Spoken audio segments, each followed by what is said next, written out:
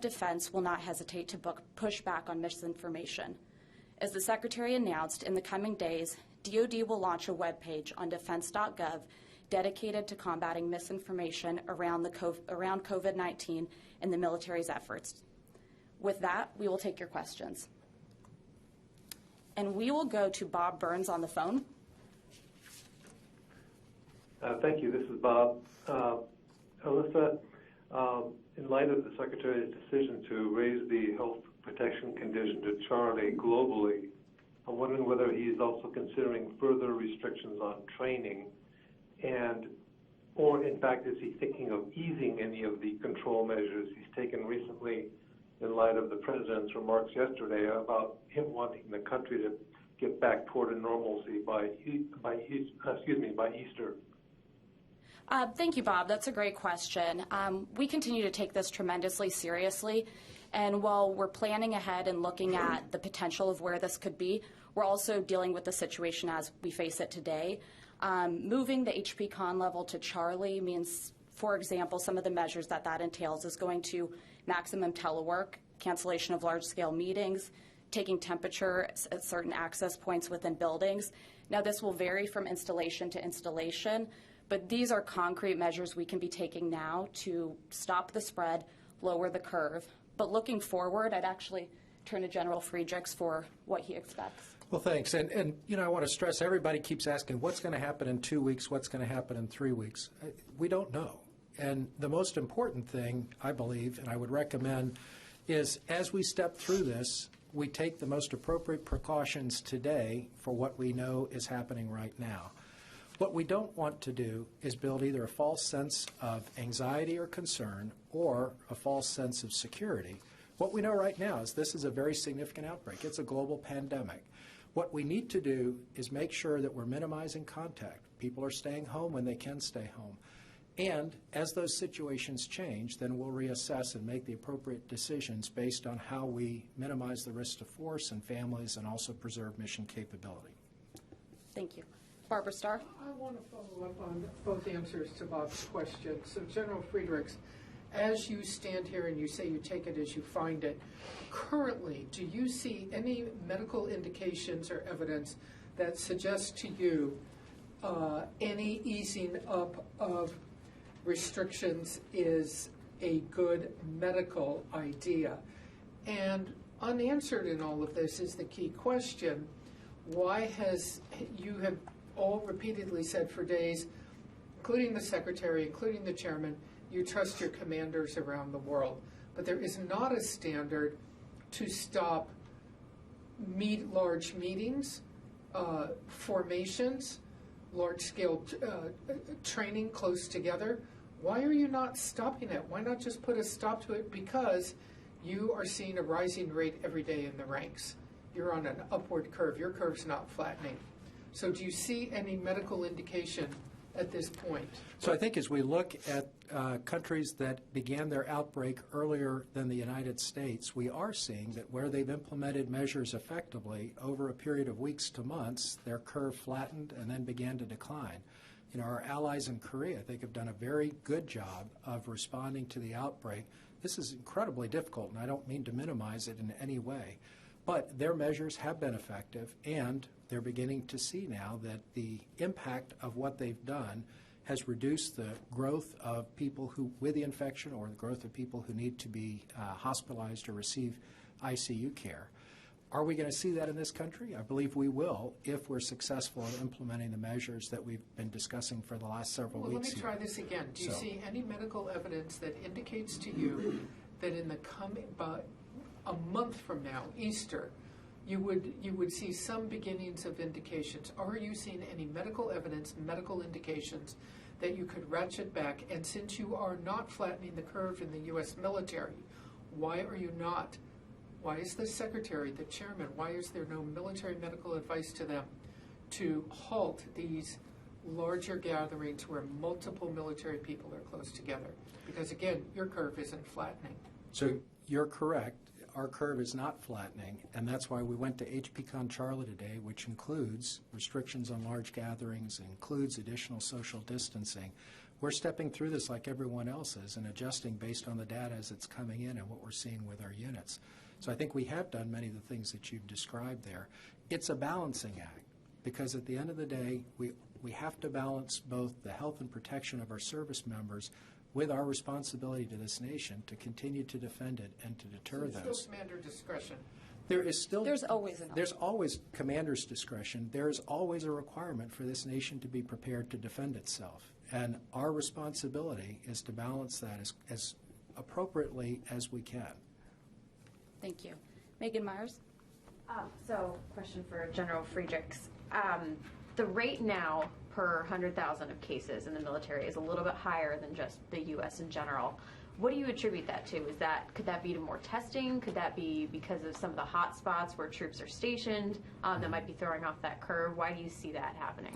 Yeah, I'm honestly not sure. You know, you would think that we would see a lot of cases in Korea because that was one of the earlier hot spots, but our soldiers, sailors, and airmen and Marines in Korea have done a great job of implementing the measures that we've been talking about and are beginning to implement in this country.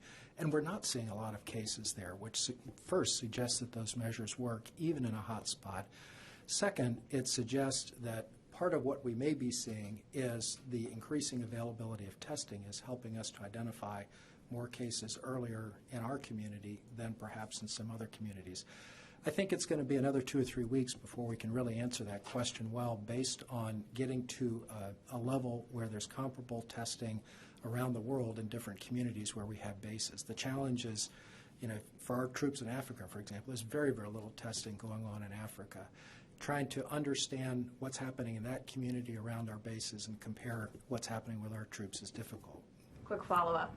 Some of the estimates for the U.S. have said maybe half of our population, more than half, the coronavirus will end up running through by the time this is over. Are you concerned about that rate happening in the military as well? Does it look like with the way cases are going day over day, we might also get to that level? So, look, I think anybody who says that they're not concerned about a global pandemic would have to thoughtfully explain why they would give that answer. Of course I'm concerned. I think all of us are concerned about the fact that we're seeing a large outbreak that's impacting every country around the world. I also think we need to be honest and very careful in framing what that means to the individuals. For our service members, we continue to leverage the best advice that the Centers for Disease Control have put out. And going back to your comment, continue to implement those practical measures that help us balance their safety against our obligation to defend this nation.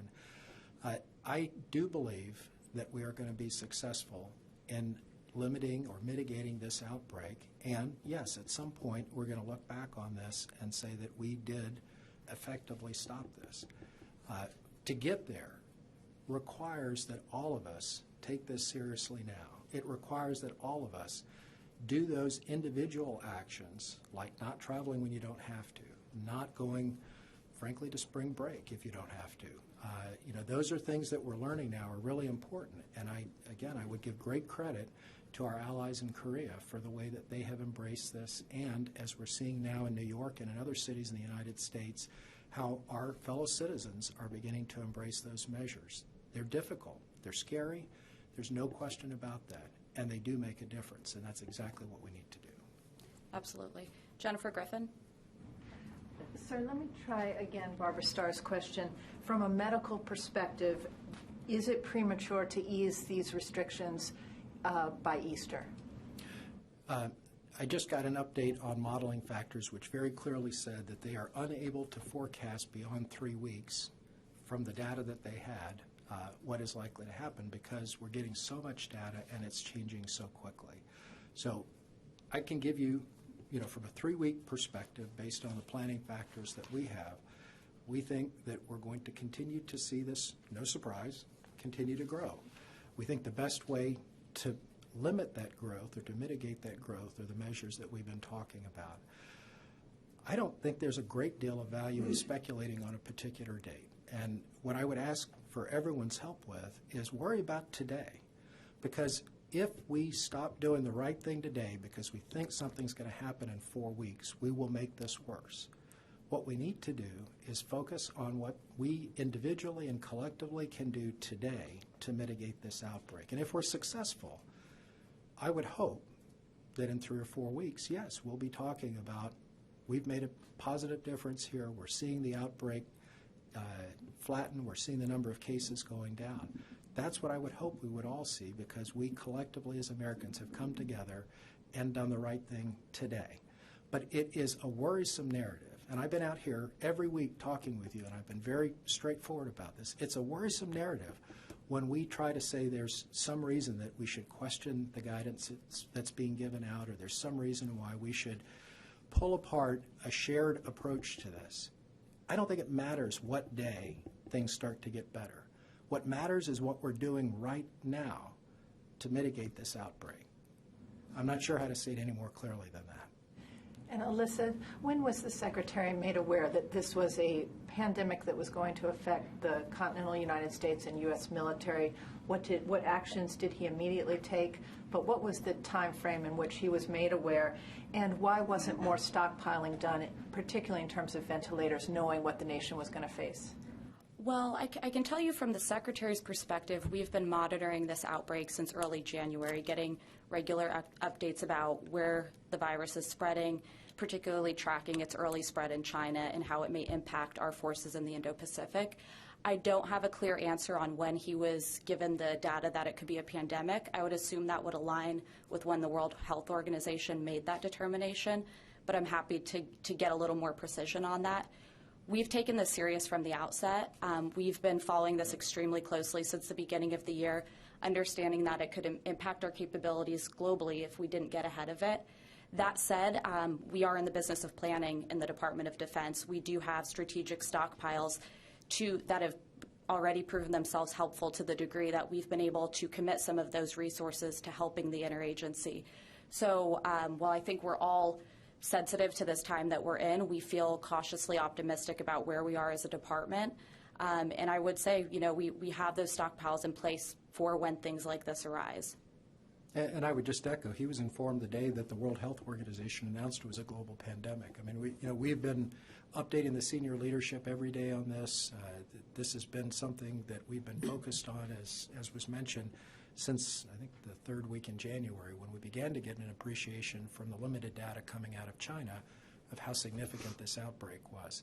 So we've tracked very carefully through our participation in the White House Task Force what the U.S. government's position was on it and what the World Health Organization position was. From a planning standpoint, when did we start building our strategic reserve for our military forces? That was about 1947. And we've been working on that ever since. As I think I've shared before with you, we wrote a pandemic plan back in 2006. We updated regularly. We published a global pandemic plan in 2013. Each of the geographic combatant commands has a plan, and that's what we've been executing since January. So I think we have been looking forward. The challenge, and I'll keep coming back to this is a new virus. So, we write a plan that says, in general, here's what we're going to do when there's a pandemic. The specifics, unfortunately, are determined by whatever that pandemic agent is. And in this case, as a completely novel virus, that's where the name novel coronavirus came from. What we're learning is this one is much easier to spread than some of the other organisms that we've worried about in the past. And unfortunately, this is one for which our vaccines and our medical countermeasures don't work right now. That's going to continue to shape our response as we go forward. I'll go back to the earlier questions about the social interactions. Those are incredibly important right now because we don't yet have a vaccine or medical countermeasures. In parallel with everything else that we've been doing, part of our long-term planning has been that research in building new vaccine candidates, building new medical countermeasures and testing them, and we've been leveraging the work that we've done for decades to help support that whole of government effort. So please, for anyone who's concerned that we waited for something bad to happen to begin doing this work, that is not true. This has been an ongoing effort for the Department of Defense for decades. And we're going to go to the phone lines. Phil Stewart with Reuters. Hey, just a quick follow-up, then I had a question. Rubik, did you say that the Secretary was aware of this in early January? And then my question was on modeling. Given the rapid rate of cases within the U.S. military, can you let us know whether, in the mixture of full transparency and disclosure that you talked about. Can you let us know whether you're kind of ahead of where your models were when you started taking the podium earlier on, or whether or not you're pretty much where you thought you'd be? Thanks. And Phil, real quick, sorry, I should have said mid-January. I apologize for the imprecision. When we started getting public reports, and briefly before then, the Secretary was aware that this novel virus had spread, and we started tracking it internally as a department. Yeah, and again, the trigger on that, going back to an earlier comment, the trigger that got all of our attention were the articles and the statements being made by Chinese researchers about what was happening in China. So, we were all monitoring that very carefully within the medical community, and we're grateful to our medical colleagues in China who attempted to be very transparent about what was happening. So we've been following it since then and tracking it. There was an article in Lancet that came out and other articles, and then obviously more and more reporting once the World Health Organization was allowed to visit China. So we've been tracking that throughout and updating. From a modeling standpoint, I think your question was, are we ahead of where we predicted? What we've been very careful about is using the modeling for planning factors. The modeling right now is not predictive because the data is changing so quickly. So predictive modeling is one in which you have great confidence that your variables are not going to change significantly over time. That's not yet where we are, unfortunately. The good news is our allies in Korea and in Italy and in Europe are sharing data very transparently with us, so we're building a much more robust database. And again, as I mentioned a little while ago, I think in another few weeks we'll have better fidelity on that data. But right now, the modeling that we're able to do is for planning, but it is not yet sufficiently firm to say that it's predictive in nature. So we've not tried to predict that we're going to see a hot spot here, or we're going to see X number there. We've used it for broad planning, like in a community, if the outbreak occurs and X percent of people are infected over time, what does that mean as far as healthcare requirements? That's how we're using the modeling right now. Does that help to answer the question? I don't think it does, because I'm trying to figure out whether or not your modeling positions you to be ready now. And I can't tell. I understand the process, but I don't understand the answer to the question. And you broke up a little bit. You said you don't understand if our modeling positions us for what? I didn't. I understand the. Sorry about the breakup phone lines. I understand that how the process works, but I'm not sure whether I understand whether the modeling put you ahead of where you need to be in terms of planning or predictions, or not, or whether you're behind or on the mark. I can't tell. So I can't tell. I don't think we're ahead of or behind because we're not yet able to predict what's going to happen 2 weeks or 3 weeks from now. That I want to be very careful that I don't create a false sense of security that we've got the ability to predict what's going to happen in 3 weeks. The modeling that we have is helping us to plan. So from that standpoint, I'm very comfortable that we've analyzed the communities where we have military bases. We've looked at what we think their medical requirements would be when an outbreak occurs, or if an outbreak occurs in that community. Do we have enough healthcare resources there? Is it the right mix of healthcare resources? That's then allowed us to identify what medical capabilities from the military we can offer to help support the whole of government or to support combatant commands in other parts of the world. So, I feel comfortable, perhaps that's a bias on my part because I'm part of the team that's working on that our modeling has helped us make informed decisions. But I would be absolutely misrepresenting it if I told you that our modeling was helping us to predict what's going to happen in 3 weeks in a particular location. It's just not that robust yet. And because of the general short time, we're going to take one more question. Mike? Most people in the military, they live in places that have at least decent-sized community hospitals, some larger hospitals. But there's also a number of military people who are in very austere locations and areas that they're virtually, absent. Is there something being done to sort of make sure that they are not, at risk or more than anything else?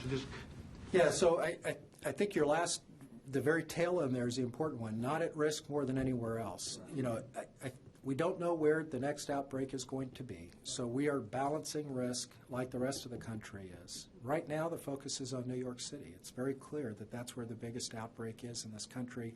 Washington, there's some data suggesting maybe they're reaching a plateau. Not sure yet. Data's still coming in every day. So the approach that we've taken as we do our modeling and as we look at where to place capabilities is based on how do we balance the immediate needs either for DoD population or, as in the case of New York, where we're sending the Comfort and 2 of our field hospitals, the needs of other citizens and supporting that whole of government approach. But it is a balancing act. There's no question about it. Our healthcare system across the United States is not designed or sized to deal with a pandemic.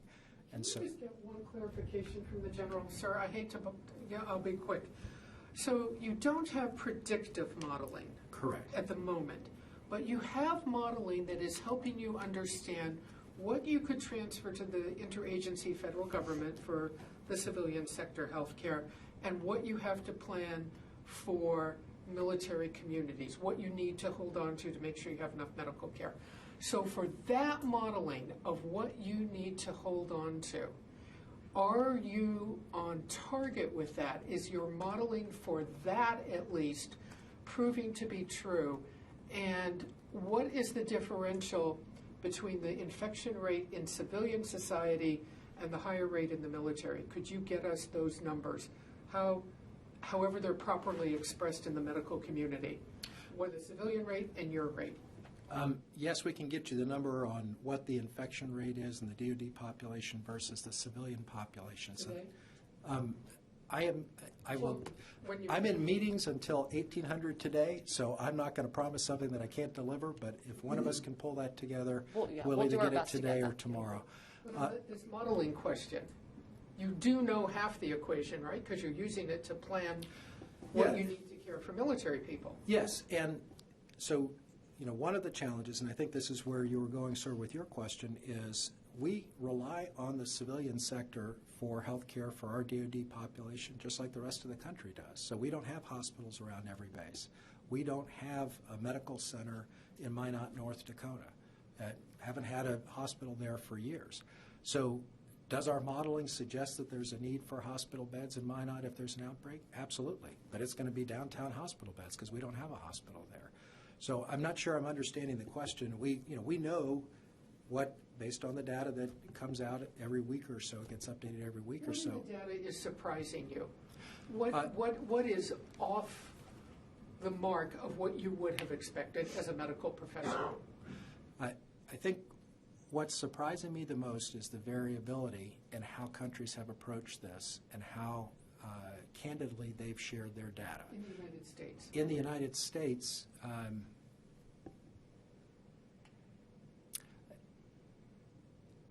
there's nothing in the U.S. data yet that is surprising me from the standpoint of this is a novel infection.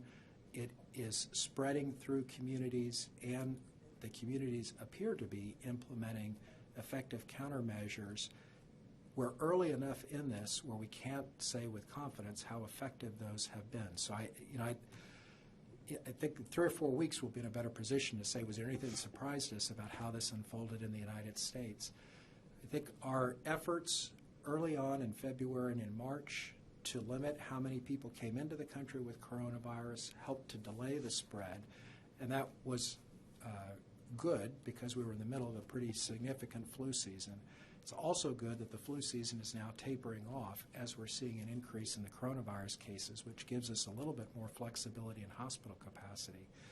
But it's hard to say that I'm surprised by something that's brand new. That's the part that, candidly, as we look at what's happening in Italy and what's happening in France and what's happening in the Republic of Korea, this is a pandemic. This is a significant infectious disease outbreak, and it is going to be weeks, not days.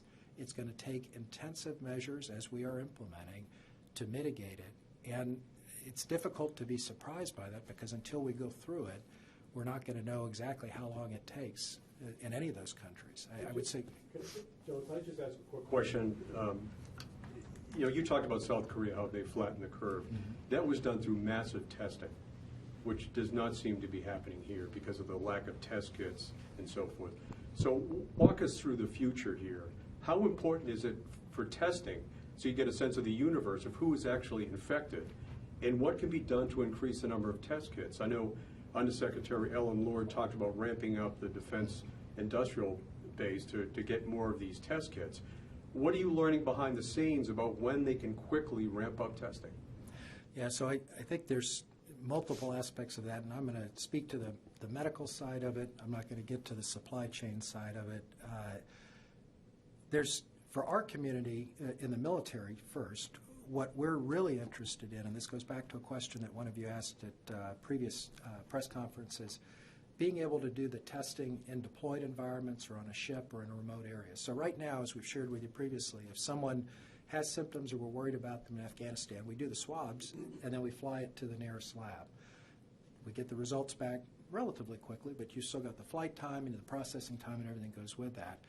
Very excited that last weekend the FDA granted an emergency use authorization for a company called BioFire to begin producing a cartridge that is specific for coronavirus testing because we have some of that equipment. Last weekend they granted, or 2 days ago I think, they granted another emergency use authorization for another point of care testing made by a company called Cepheid or Cepheid, something like that. And again, I don't have any disclosures. I don't have any interest in these countries or companies. I'm just excited about the fact that they are rapidly developing testing that we can use in the field. And as that's developed, we can get it out to our forces. How rapidly? Do we have any sense of that? We Tens do. of thousands of kits or hundreds of thousands? Yeah, so at least what we're being told is that, once the EUAs are granted, then they can begin to move into production. And so, we're hearing that potentially we can begin seeing these tests for these specific machines coming out in weeks to months, not in months to years. So that's good news. We'd love to have it in January, but we didn't know that the virus was going to be this big of an issue in January. So I think industry is doing an excellent job of stepping forward with solutions, and as they're coming out, we're purchasing them and providing them to our units. So weeks to months until there's really widespread testing? In a deployed environment. So we're doing that, and I want to be clear. Civilian use as well, right? Yeah, so the Secretary said he can analyze 6,000 tests per day at the DoD in labs. the DoD, correct. Right, and so we are not maxing our capacity in our labs around the world. We're not having any tests that we're receiving that we can't run because we don't have enough capacity. I can't speak, you'd have to ask HHS where they are on the supply chain for the entire country or WHO for the whole world. But from our standpoint, we brought 16 labs up. They are all operating. They are all performing the test as they're receiving them. The tests take about 4 hours to run once they're received. So I think within what we control within the DoD, we're able to get the samples and test them. Is it flawless? Have I heard the anecdotes of, well, I went to Fort so-and-so and something happened, I didn't get my test results for 2 days. That breaks my heart when I hear that because that's not the norm that we're aspiring to. So I'm not going to pretend that there are not episodes now where someone is not able to get it as quickly as they would like. But I think we have very aggressively moved forward in opening up our labs and our testing capability. And I would say if someone's aware within the DoD population where that's not happening, please let us know because we do have the capacity to perform the testing on our population. And I would just to add, keep in mind testing is only one aspect of how we mitigate the risk to our forces. We are encouraging as soon as you are symptomatic, self-isolate. Put in practice ahead of that social distancing mechanisms. Be following proper hygiene patterns. We're working with the CDC guidelines. Our forces are operating under those. The goal is to not have to have many people tested. It's to catch it and to isolate it before it spreads within the force. Perfectly fair point, and we're happy to get more details, but we're not hearing widespread cases where forces are not able to get tests when they've requested them. But my question was assisting the civilian world on this. Yeah, so we have not received an RFA, a request for assistance from HHS that I'm aware of. Now, again, unfortunately, I'm spending most of my day in meetings, so if something's come in since the day started about 5:30 this morning, I can't speak to that. But we do have capacity in some of our labs. We've identified that to HHS. So, we continue to partner with the CDC, HHS, and FEMA to support the whole of government effort as we're going forward. At this point, they said we don't need I don't want to put words in their mouth. I don't know what they've You haven't said, heard from- but sorry. I'm not personally tracking a request for us that we've received yet. We've certainly shared with them what our capacity is and the locations where we can do tests. I can get back to you on that to see if we've received anything from them, but I'm not tracking it personally. I have to apologize because I have to get to another engagement here. Thank you all. Thank you, guys.